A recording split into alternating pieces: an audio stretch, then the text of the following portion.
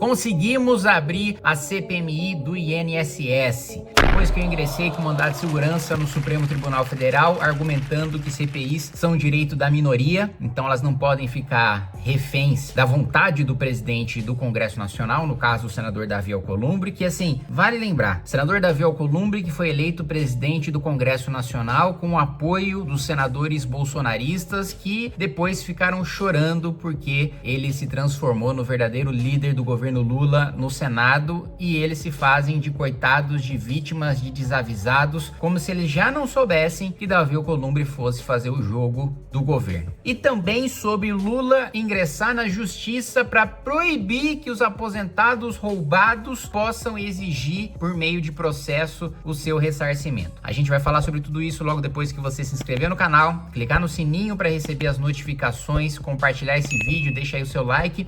E devo lembrá-los também que nós temos aí o Clube do Livro do MBL, da editora Valete, que tem lançado títulos todos os meses. Então, se você quiser ter pelo menos um bom livro para ler todos os meses, é só você clicar aí no link na descrição do vídeo que você vai receber os títulos diretamente na sua casa. Bom, vamos lá. Vocês devem se lembrar, né, que eu falei que o primeiro senador citado nas investigações da fraude do INSS foi o senador Everton Rocha, né, vice-líder do governo Lula, o senador pelo Maranhão. O senador, então, achou por bem me processar criminalmente no Supremo Tribunal Federal, achando que eu fosse recuar, achando que eu fosse me calar. Pois eu fiz justamente o contrário. Aproveitando a jurisprudência do Supremo criada na CPI da Covid, em que o Supremo entendeu que não depende da vontade, né, dos presidentes das duas casas abrir CPI, porque CPI é direito de oposição, é direito de minoria e, portanto, basta você coletar as assinaturas, ter fato determinado e o período determinado que a CPI deve ser aberta. Pois eu ingressei com mandado de segurança para obrigar o presidente Davi Alcolumbre a instalar a CPMI e, depois de distribuído por relator, ministro Luiz Fux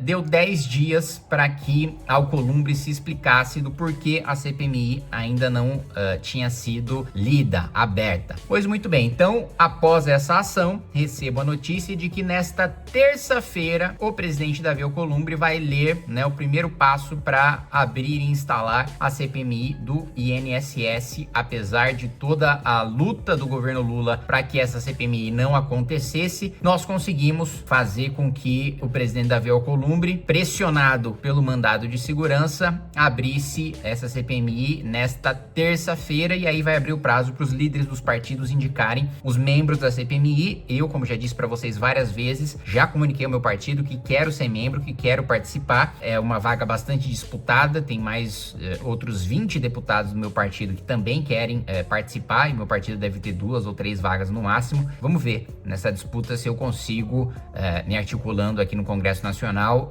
ingressar e ser um dos membros, porque eu não tenho a menor dúvida de que eu tenho capacidade técnica de levar uma investigação séria, de não ser aquele circo que foi a CPI das bets, né, no Senado Federal. Posso você mandar um abraço pra minha esposa, claro? Filho? Eu já sabia que eu te conhecia de algum lugar. Eu já vi vídeo seu, já. Federal, e fazer uma investigação de fato, ouvindo todo mundo que tem que ser ouvido, colhendo os testemunhos, quebrando o sigilo, fazendo buscas e apreensões, indiciando todos aqueles suspeitos. E aí, meus amigos, claro que nós não poderíamos ter um vídeo meu sem uma notícia ruim, né? Afinal de contas, a maior parte dos meus vídeos são sobre notícias ruins, porque nós estamos sob o governo Lula e sob uma série de decisões, né, abusivas do Supremo Tribunal Federal. Pois bem, Lula ingressou com um pedido no Supremo Tribunal Federal por meio da Advocacia Geral da União, né, que vocês devem se lembrar, é comandada pelo Jorge Messias, o Bessias, que foi o emissário para levar o termo de posse para o Lula assumir o Ministério da Casa Civil no governo Dilma II e fugir da Lava Jato, coisa que não deu certo. Mas o Messias foi privilegiado por isso, né? Foi premiado. Então ingressou no Supremo Tribunal Federal com uma ação para que todas as ações movidas contra a União por aposentados e pensionistas vítimas de estelionato sejam suspensas por meio de uma liminar. E aqui me dói muito saber que uma decisão importante como essa, que milhões e milhões de aposentados podem, por uma única liminar do Supremo Tribunal Federal, não exercerem o direito de ingressar com um processo depois de sofrerem um estelionato e de ter prejuízo que somado Senado é bilionário e por uma única decisão, por uma decisão monocrática de um ministro do Supremo Tribunal Federal. Lembrando que na legislatura passada nós aprovamos o fim das decisões monocráticas na Câmara, no Senado, a duras penas, salvo engano é o projeto 2121 de 19, foi vetado pelo presidente da República, Jair Bolsonaro, que na época contava com o apoio de Dias Toffoli para suspender todas as investigações que envolviam compartilhamento de informações do COAF, que analisa suspeitas, né, incluindo membros de facções criminosas ou movimentações suspeitas de políticos, e ele havia suspendido todas as investigações, privilegiando, beneficiando Flávio Bolsonaro. Hoje nós poderíamos não sofrer mais com as decisões monocráticas. Lula ainda pediu para o Supremo endossar a abertura de crédito orçamentário extraordinário para permitir que o governo pague as vítimas lesadas fora das regras do arcabouço fiscal. Com isso, os gastos não são contabilizados nas metas estabelecidas por ele por 25 e 26.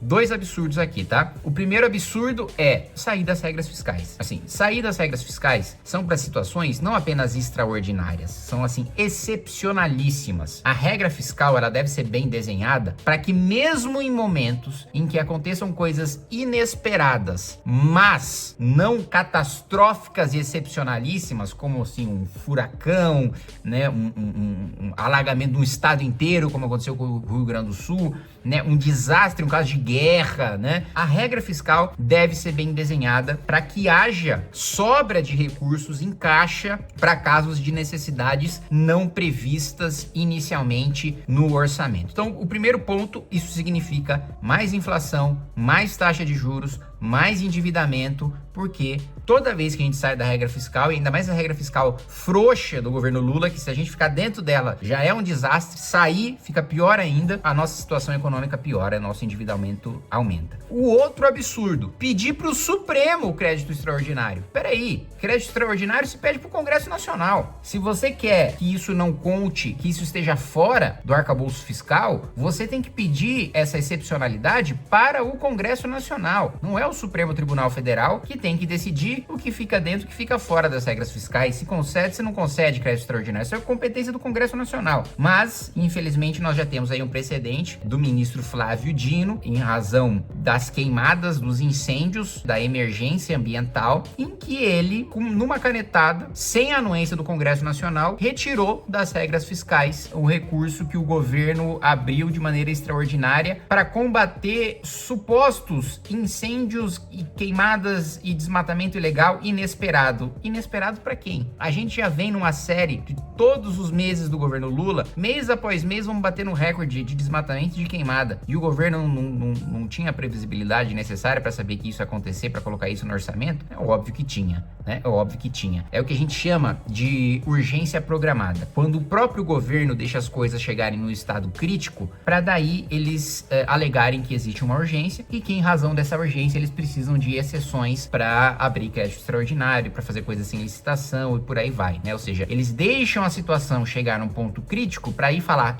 rapaziada, tá crítico, tá? Preciso resolver as coisas rápido. Deixa eu descumprir as regras fiscais, deixa eu não fazer licitação pra gente resolver. Enfim, essas são as notícias e conforme, né, nós tivermos aí a abertura, o avanço, né, dessa questão da CPMI, eu vou atualizando vocês. Um abraço.